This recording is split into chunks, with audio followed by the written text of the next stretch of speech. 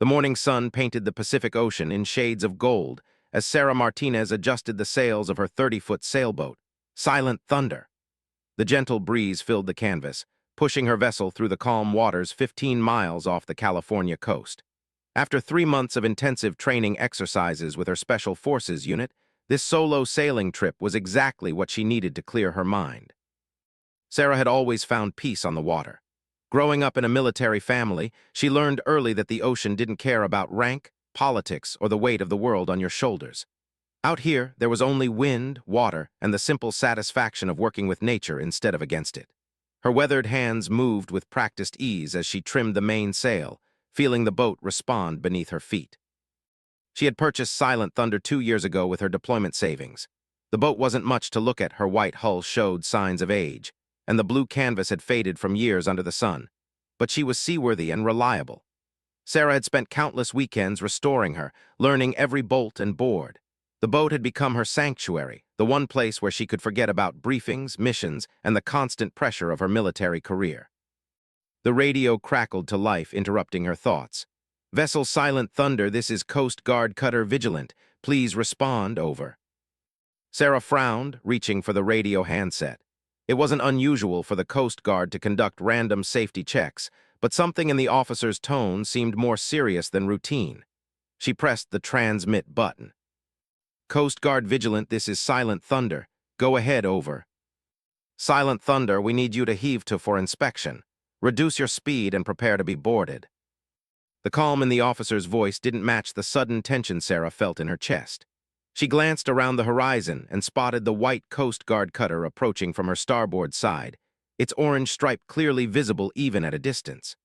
The boat was significantly larger than hers, designed for law enforcement and rescue operations in these waters. "Coast Guard Vigilant, may I ask the nature of this inspection? I'm in international waters on a recreational sailing trip, over."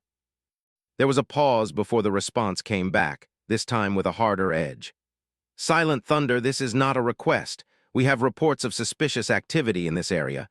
Reduce speed immediately and prepare for boarding." Sarah's military training kicked in. She recognized the tone. This wasn't a routine safety inspection. Something was wrong, but she couldn't figure out what.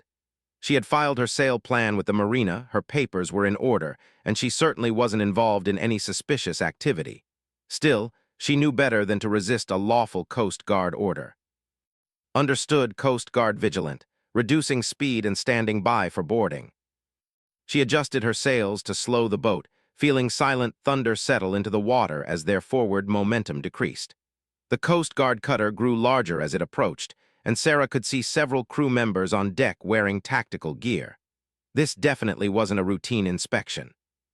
As the Coast Guard vessel maneuvered alongside her boat, Sarah quickly ran through her mental checklist. Her boat documentation was current, her safety equipment was in order, and she had no contraband aboard. The most suspicious thing in her possession was probably the military-grade survival gear she kept in her emergency kit, but that was perfectly legal. "Silent Thunder, we're coming alongside. Have your identification ready and keep your hands visible." The professional tone of the Coast Guard officer reminded Sarah of her own training. These men and women were just doing their job, following protocols designed to keep everyone safe. She respected that, even as questions swirled in her mind about why they had targeted her boat. As the cutter pulled alongside, Sarah could see the boarding party preparing to transfer to her deck. 3 crew members in tactical vests were checking their equipment, while a 4th operated what appeared to be some kind of detection device. The lead officer, a man in his 30s with the bearing of someone accustomed to command, was studying her through binoculars. "Permission to come aboard?" the officer called out as his team secured lines between the 2 vessels. "Permission granted," Sarah replied, stepping back to give them room to board. The first officer to step onto her deck was young, probably fresh out of the Coast Guard Academy. His movements were precise but nervous, and Sarah noticed how his hand stayed close to his sidearm. Behind him came an older petty officer who immediately began scanning her boat with professional efficiency. The lead officer was the last to board. He was tall and lean, with steel-gray eyes that missed nothing. His name tape read Commander Hayes, and everything about his demeanor suggested this was serious business. "Ma'am, I'm Commander Hayes with the United States Coast Guard. We're conducting a security inspection of your vessel. I need to see your identification, boat registration, and any other documentation you have aboard." Sarah nodded and moved toward the cabin. "Of course, Commander, everything's below in my chart table. May I ask what this is about?" "Just routine security, ma'am. We've had reports of unusual activity in this area." As Sarah descended into the cabin to retrieve her papers, she couldn't shake the feeling that there was more to this than Commander Hayes was letting on. The Coast Guard didn't send a full tactical team for routine security checks. Something had triggered their interest in her specifically. She gathered her documentation from the chart table drawer: her driver's license, boat registration, Coast Guard safety certificate, and insurance papers. Everything was current and properly filed. As she climbed back up to the deck, she noticed one of the crew members examining her navigation equipment with particular interest. "Here you go, Commander," she said, handing over the papers. Hayes took the documents and began examining them carefully. His expression remained neutral, but Sarah caught him glancing at her driver's license photo and then studying her face with the kind of attention that made her uncomfortable. "Sarah Martinez," he read aloud. "Age 28, address in San, says here you're active duty military." "That's correct, sir. I'm currently on leave." The commander's eyes narrowed slightly. "What branch?" "Army, sir." "What's your MOS?" Sarah hesitated. Her military occupational specialty wasn't classified, but it wasn't something she advertised either. 11 Bravo, sir. Infantry." Hayes studied her for a long moment. Infantry soldiers weren't typically young women, and Sarah could see the wheels turning in his mind. Most people made assumptions about what an infantry soldier should look like, and a 5'6" woman with sun-streaked brown hair didn't fit their expectations. "You're a long way from base, Specialist Martinez." "Actually, it's Sergeant Martinez, sir. And yes, I am. That's kind of the point of leave time." While they talked, the other crew members had been systematically searching her boat. She watched as they examined her emergency supplies, checked her storage compartments, and ran their detection equipment over various surfaces. They were thorough but professional, treating her property with respect. "Sergeant Martinez," Hayes continued, "we've had reports of drug smuggling in this area. Small boats like yours have been used to transfer contraband from larger vessels operating outside our territorial limits." Sarah felt a flash of anger but kept her voice level. "Commander, I can assure you that I'm not involved in any drug smuggling operation. This is my personal vessel, and I'm on a legitimate recreational sailing trip." "I understand your position, Sergeant. However, we need to complete our inspection. My team has detected traces of unusual chemical signatures on your vessel." This was news to Sarah, and not good news. She had no idea what kind of chemicals they might have detected, but she was certain she had nothing illegal aboard. "What kind of chemicals, sir?" "That's still being determined. For now, we need to continue our search." As the Coast Guard crew worked, Sarah found herself studying Commander Hayes. There was something about his manner that suggested this inspection was personal for him. He wasn't just following standard procedures, he was looking for something specific. But what? The petty officer who had been examining her navigation equipment called out from near the wheel. "Commander, you need to see this." Hayes moved to join him, and Sarah followed. The petty officer was holding her GPS unit, pointing to something on the display. "Sir, this unit has been programmed with some very specific waypoints. Look at these coordinates." Hayes examined the GPS display, his expression growing more serious. "Sergeant Martinez, can you explain these navigation points?" Sarah looked at the screen and felt her stomach drop. The waypoints weren't anything suspicious. They were fishing spots, anchorages, and safe harbors she had marked over months of sailing. But to someone looking for evidence of smuggling, they could appear to be drop points or rendezvous locations. "Those are just places I've sailed to, Commander. Fishing spots, anchorages, places where I've stopped for the night. Any serious sailor keeps track of good locations." "Some of these coordinates are quite far offshore, Sergeant." "I like to fish in deep water, sir. The GPS helps me find productive spots." Hayes didn't look convinced. Sarah could see him building a case in his mind, connecting dots that didn't actually connect. Her military background, the offshore waypoints, the chemical signatures they claimed to have detected, individually innocent, but collectively suspicious to someone looking for a pattern. Commander, the young crew member called from the bow, I found something. All eyes turned to the front of the boat, where the crew member was holding up a small package wrapped in waterproof material. Sarah's heart sank as she realized what it was, her emergency stash of high-energy military rations and medical supplies. That's my emergency kit, she said quickly. Standard military survival gear. Hayes took the package and examined it. This is military-grade equipment, Sergeant, not the kind of thing most recreational sailors carry. I was trained to be prepared, sir. That kit could save my life if I ran into trouble out here. Or it could be used to supply other vessels engaged in illegal activities. The accusation hung in the air like a storm cloud. Sarah could see where this was heading, and she didn't like it. Her military background, which should have been a mark of trustworthiness, was being used against her. Her preparedness was being viewed as evidence of criminal activity. Commander Hayes, she said carefully, I think there's been a misunderstanding. I'm a decorated soldier on leave enjoying a peaceful sailing trip. I have no connection to any illegal activities. That remains to be determined, Sergeant. Based on what we've found, I'm placing your vessel under detention for further investigation. Sarah felt the world shift around her. Detention meant they would impound her boat and likely arrest her pending a full investigation. Her leave would be ruined, her career could be damaged, and all based on a misunderstanding. Sir, I respectfully request that you contact my commanding officer. Colonel James Richardson at Fort can verify my status and character. Hayes paused, considering this. We'll certainly be making some calls, Sergeant, but for now you need to prepare your vessel to be escorted back to port. As the Coast Guard crew began preparing to take control of her boat, Sarah's mind raced. She had done nothing wrong, but she was being treated like a criminal. Her military training told her to cooperate, but every instinct screamed that this was wrong. The radio crackled again, this time from the Coast Guard cutter. Commander Hayes, we have an urgent communication from Sector Command. They need to speak with you immediately. Hayes frowned and keyed his radio. Understood, stand by. He turned to his crew. Continue the search, I'll be back in a few minutes. As the commander climbed back aboard the Coast Guard cutter to take his call, Sarah found herself alone with the boarding party. The young crew member who had found her emergency kit was examining her boat's electronics, while the petty officer continued his methodical search of her belongings. Ma'am, the petty officer said quietly, you might want to get a lawyer. The suggestion hit Sarah like a punch to the stomach.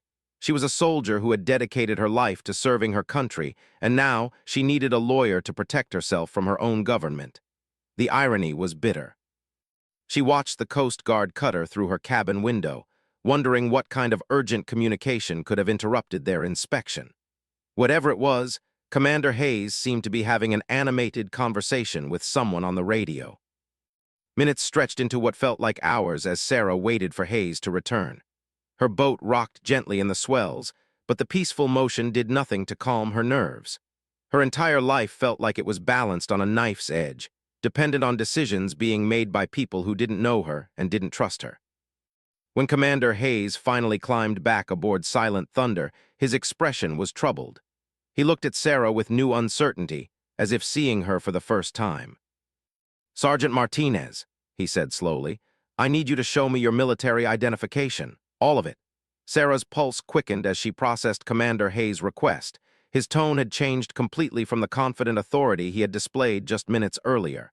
Now there was uncertainty in his voice, maybe even concern. Something in that radio conversation had shifted the entire dynamic of this encounter. Of course, sir, she replied, reaching into her wallet. But as her fingers touched the familiar leather, she hesitated. Her military identification wasn't just a simple ID card. Tucked behind her standard Army ID was something else entirely, something that would change everything about this situation. She pulled out her wallet and carefully extracted her military identification card, the standard green Army ID that every soldier carried. But she kept the other card hidden for now. Years of training had taught her to reveal information only when necessary, and she wasn't sure this was that moment yet. Hayes examined the Army ID with the same careful attention he had given her other documents. This shows you're stationed at Fort with the 82nd Airborne Division, he said, reading the information aloud. But your MOS is listed as 11 Bravo, Infantry.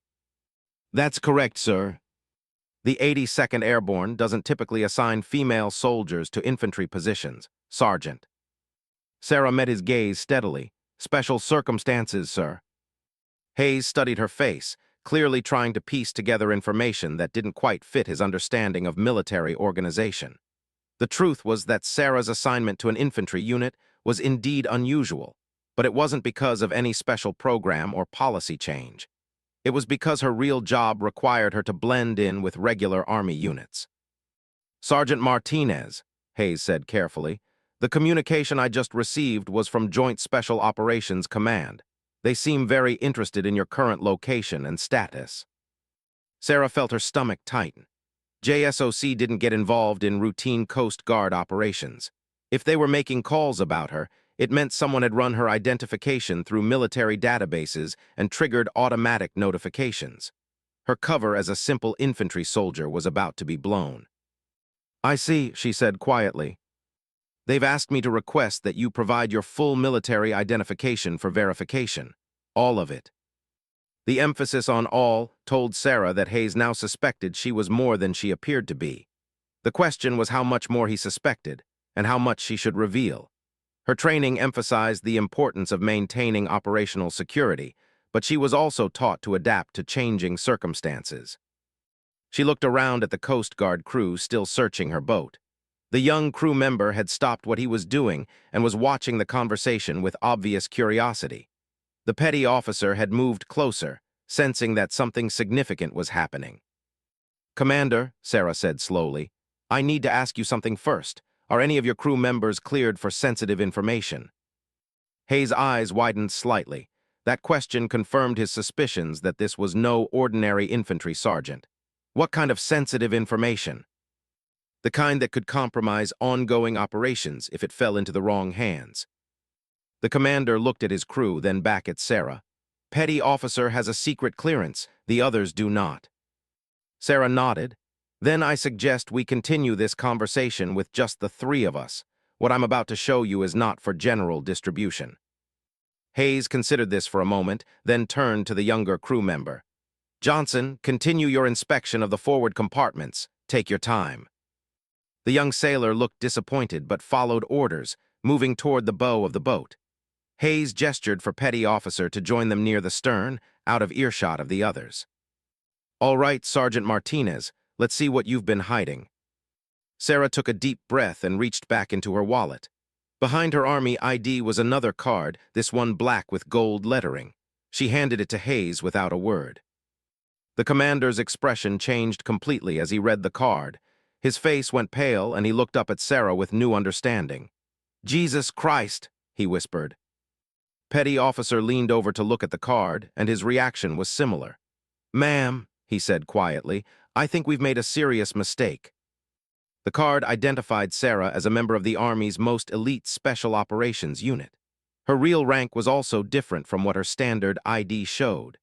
She was actually a staff sergeant, with qualifications and clearances that put her in a very different category from regular infantry soldiers.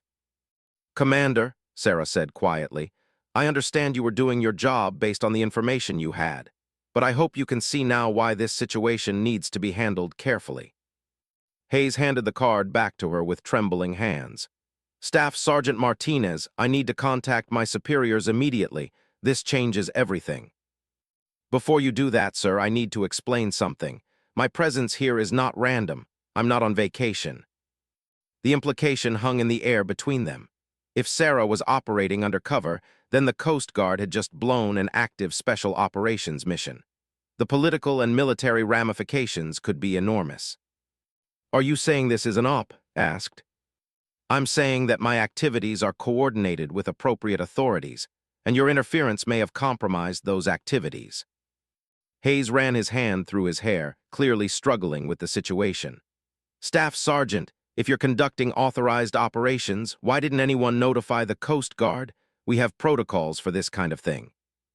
Because sometimes the fewer people who know about an operation, the better it works.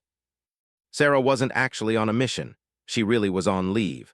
But she needed to buy time to figure out how to handle this situation without destroying her cover or causing an international incident. The truth was that her unit often conducted training exercises and real operations in these waters, and the Coast Guard interference could set dangerous precedents. "What exactly are you doing out here?" Hayes asked. Sarah considered her options carefully. She could tell them the truth, that she was just sailing for recreation, but that would undermine the authority she had just established with her special operations credentials. Or she could maintain the impression that this was mission-related, which might protect future operations but would involve lying to federal officers. "Commander, what I can tell you is that my presence in these waters has been authorized at the highest levels. Any interference with my activities could compromise national security interests." It wasn't exactly a lie. Her leave had been approved by her commanding officer, who certainly represented high-level authority. And if the Coast Guard continued to harass special operations personnel during their off-duty time, it could indeed compromise morale and readiness. Hayes looked lost. "Staff Sergeant, I have a job to do. We've detected chemical signatures that suggest drug trafficking activity. I can't just ignore that because you have a security clearance." "What kind of chemicals?" Sarah asked. "Our sensors detected traces of cocaine and other narcotics on your vessel." Sarah frowned. That was impossible. She had never had drugs aboard her boat. "Commander, with respect, your sensors are wrong. I've never had illegal drugs on this vessel." "The equipment doesn't lie, Staff Sergeant." "Then someone else has been on my boat, or your equipment is detecting something else entirely." "Spoke up. Ma'am, is it possible that chemicals from your military equipment could trigger a false positive?" Sarah considered this. Her emergency kit contained various military-grade medical supplies, flares, and other materials that might contain chemicals similar to those found in illegal drugs. "That's possible, petty officer. Some of my emergency supplies contain chemical compounds that might confuse your detection equipment." Hayes seized on this explanation with obvious relief. That would explain the readings. Military-grade medical supplies often contain substances that can trigger false positives on drug detection equipment. The radio on Hayes' belt crackled to life. "Commander Hayes, this is Sector Command. We need an immediate status report on your current operation." Hayes exchanged glances with Sarah before keying the radio. "Sector Command, this is Hayes. The situation is more complex than initially reported. I need to speak with the duty officer immediately." "Stand by, Commander." While they waited, Sarah studied the faces of the two Coast Guard personnel. Hayes was clearly out of his depth, dealing with a situation that his training hadn't prepared him for. Seemed more adaptable, perhaps because of his security clearance and exposure to classified operations. "Staff Sergeant," Hayes said quietly, "I need your help here. If this is a legitimate operation, I need some way to verify that without compromising your mission." "I understand your position, Commander. Give me a moment to think." Sarah walked to the bow of her boat, ostensibly to check something, but really to give herself time to consider her options. The situation had spiraled beyond her control, and she needed to find a way to resolve it without causing problems for herself or her unit. The truth was that she wasn't on a mission, but her unit did conduct operations in these waters. If she could convince the Coast Guard that this was related to ongoing special operations activities, they might back off. But if they insisted on verification, her story would fall apart quickly. She returned to where Hayes and were waiting. "Commander, I'm going to give you a contact number. When you call it, identify yourself and explain that you've encountered Sparrow 7 in operational waters.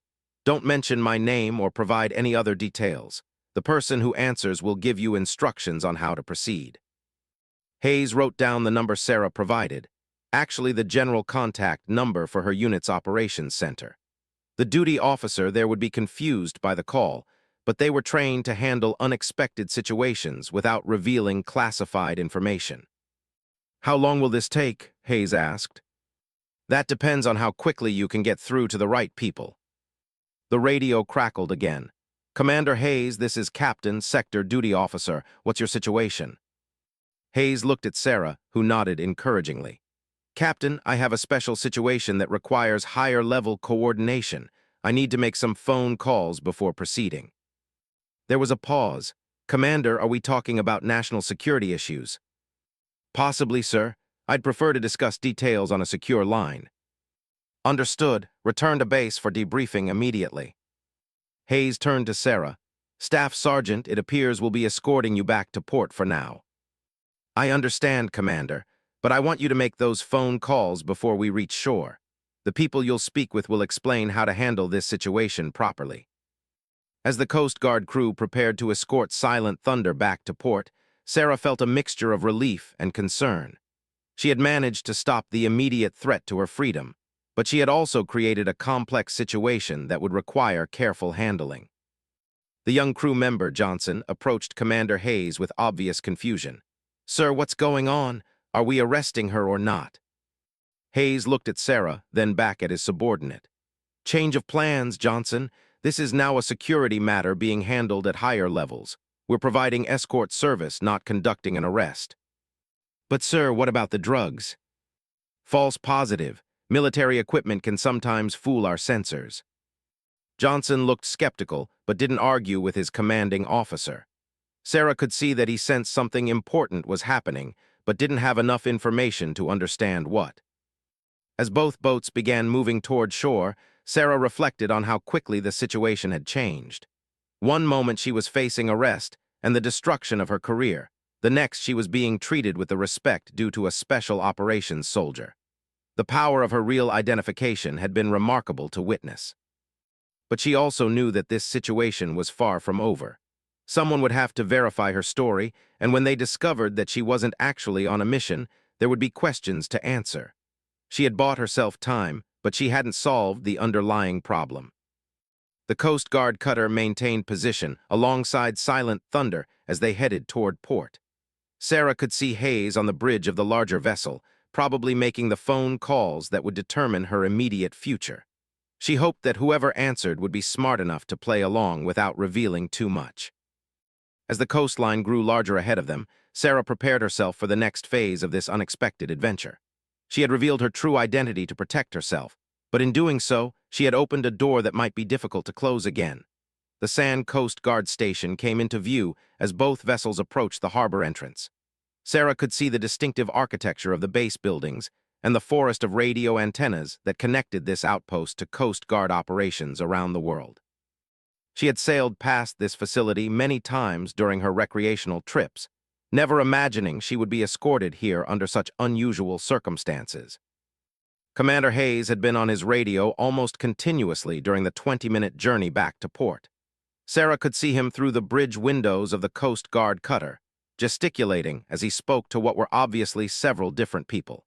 Each conversation seemed to make him more agitated, and she wondered what kind of responses he was getting to his inquiries. As they entered the harbor, Petty Officer approached Sarah at the wheel of Silent Thunder. "Ma'am, the commander asked me to inform you that you'll need to come aboard our vessel for a brief debriefing once we're docked." "Of course, Petty Officer. Has he been able to verify my status?"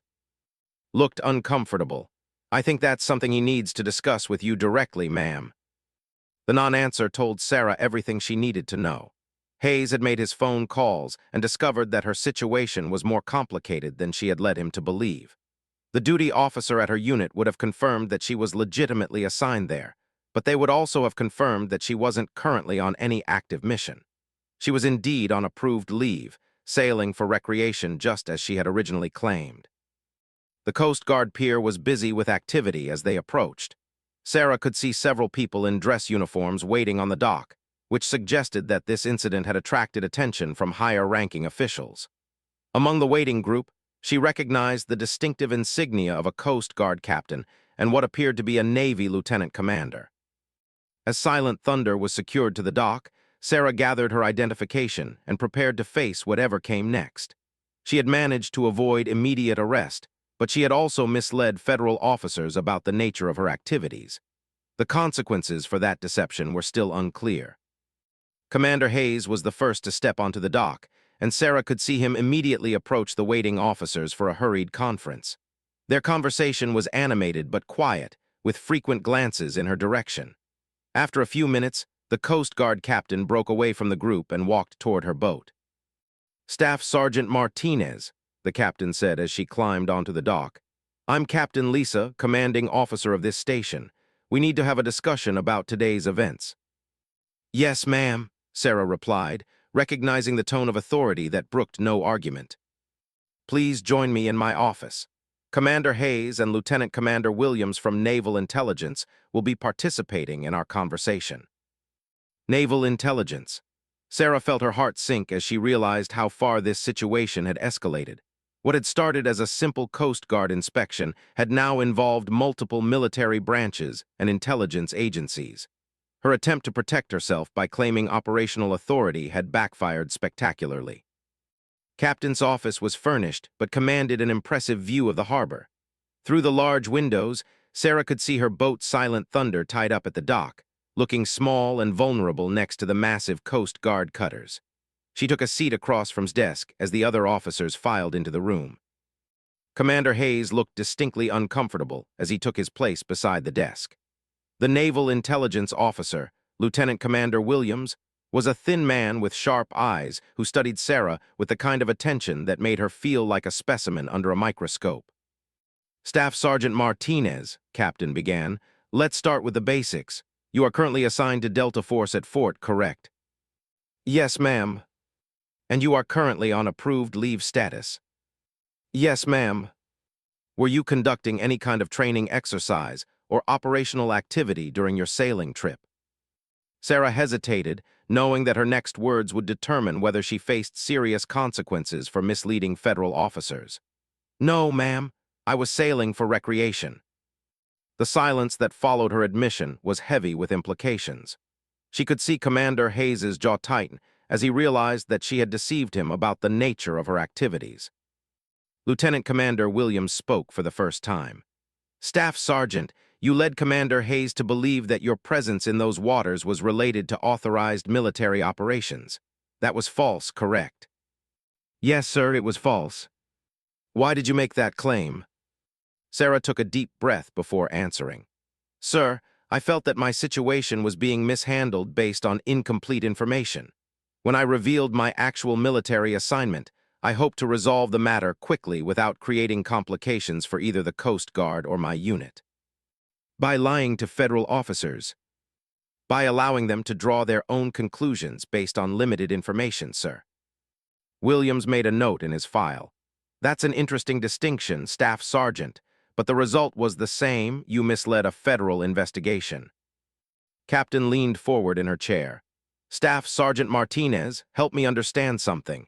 Commander Hayes's crew detected chemical signatures on your vessel that were consistent with illegal narcotics. How do you explain that?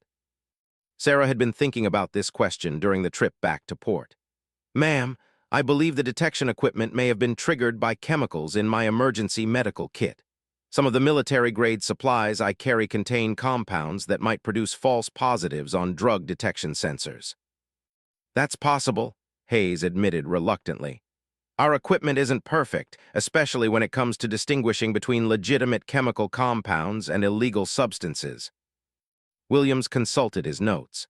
Staff Sergeant, your commanding officer confirms that you have an exemplary record and that your leave was properly approved. However, he also indicated that your unit sometimes conducts training exercises in the waters where you were sailing. Is it possible that the Coast Guard mistook you for part of an unannounced training operation? This was Sarah's chance to provide a face-saving explanation for everyone involved. Yes, sir, that's entirely possible. My unit does conduct maritime training in those waters, and my presence there during approved leave time could have created confusion. She could see the relief on Commander Hayes's face, as this explanation provided him with a way to justify his initial suspicions, without admitting to serious errors in judgment. Captain stood up and walked to the window overlooking the harbor. This situation has created problems for everyone involved. Commander Hayes followed proper procedures based on the information available to him, but the end result has been the unnecessary harassment of a decorated special operations soldier. Ma'am, Sarah said carefully, I don't consider myself to have been harassed. Commander Hayes and his crew were professional throughout the encounter. My concern is that this incident might create problems for future operations in those waters. It was a subtle way of suggesting that the Coast Guard should be more careful about interfering with military personnel, even when they appeared to be engaged in recreational activities. Williams closed his file and looked directly at Sarah. Staff Sergeant, here's what's going to happen. This incident will be classified as a training exercise that exposed weaknesses in interagency coordination. The official record will show that you were conducting authorized training activities and that the Coast Guard response was appropriate given the information available to them. Sarah blinked in surprise. They were going to cover up the entire incident, protecting both her career and the Coast Guard's reputation. However, Williams continued, there will be some conditions attached to this resolution. First, your unit will coordinate with Coast Guard operations to ensure that future training activities don't create similar confusion. Second, you will participate in a briefing for Coast Guard personnel about special operations activities in their area of responsibility. I understand, sir. Captain returned to her desk. Staff Sergeant Martinez, I want to be clear about something. While we're willing to resolve this incident administratively, any future situations involving false or misleading statements to federal officers will be handled much more seriously. Yes, ma'am, I understand completely. Commander Hayes spoke up for the first time since entering the office. Staff Sergeant, I owe you an apology. My crew and I approached this situation with assumptions that weren't warranted. We should have your status more thoroughly before taking enforcement action. Sarah looked at the commander with genuine respect. It took courage for a senior officer to admit mistakes in front of his superiors. Commander, you were doing your job based on the information available to you. I have no complaints about how your crew conducted themselves. That's generous of you to say, but I know we could have handled things better. Lieutenant Commander Williams stood up, indicating that the meeting was concluding. Staff Sergeant Martinez, you're free to return to your boat and continue your leave activities. However, I'd appreciate it if you could remain available for the next few days in case we need any additional information. Of course, sir. I'll be staying at the Bahia Resort if you need to reach me. As the officers filed out of Captain's office, Sarah felt a mixture of relief and amazement at how the situation had been resolved. What could have been a career-ending incident had been transformed into a training opportunity that actually enhanced her unit's relationship with the Coast Guard. Commander Hayes walked with her back to the dock where Silent Thunder was moored. Staff Sergeant, he said as they approached her boat, I hope you understand that we were just trying to do our job out there. I do understand, Commander, and I hope you understand that I was trying to protect myself and my unit from what appeared to be an unjustified investigation. Hayes nodded. Fair enough. For what it's worth, I learned something important today about making assumptions based on appearances.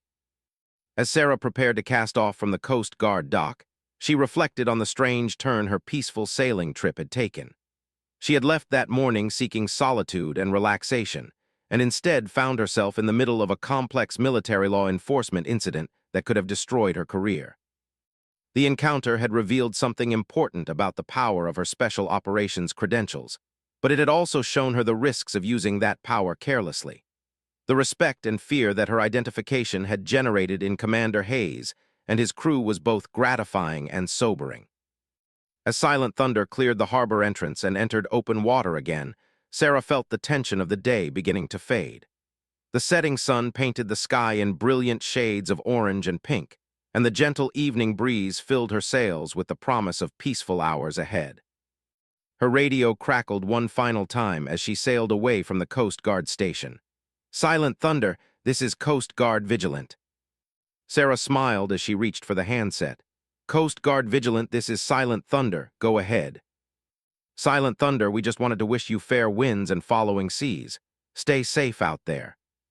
Thank you, Vigilant, same to you. As she signed off and settled in for an evening sail, Sarah reflected on the lessons of the day. She had learned that her military credentials carried more weight than she had realized, but she had also learned the importance of using that authority responsibly. Most importantly, she had learned that even in the most challenging situations, honest communication and mutual respect could resolve conflicts that might otherwise escalate into serious problems. The stars were beginning to appear in the darkening sky as Silent Thunder sailed toward the horizon, carrying her away from one of the most unusual days of her military career, and toward the peaceful solitude she had been seeking all along.